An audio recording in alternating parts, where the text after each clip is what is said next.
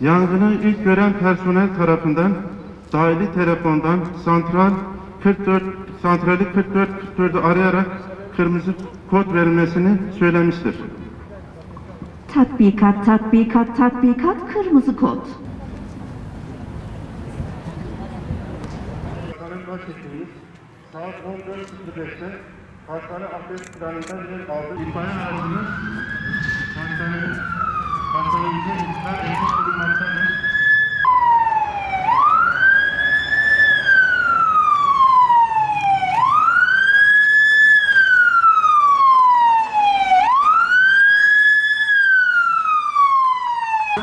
Kurtarmak üzere itfaiye aracımız hastanemize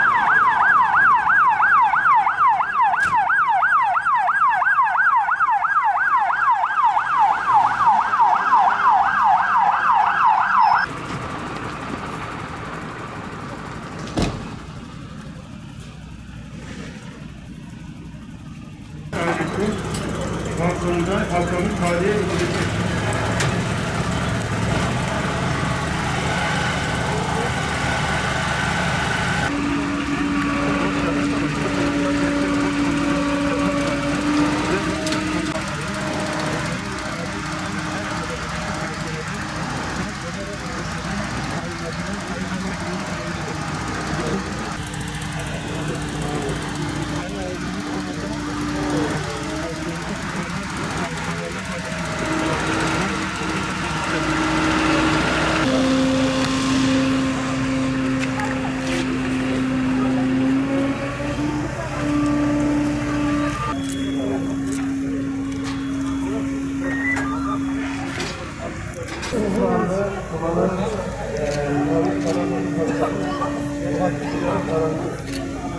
Dumandan etkilenmiş şahs.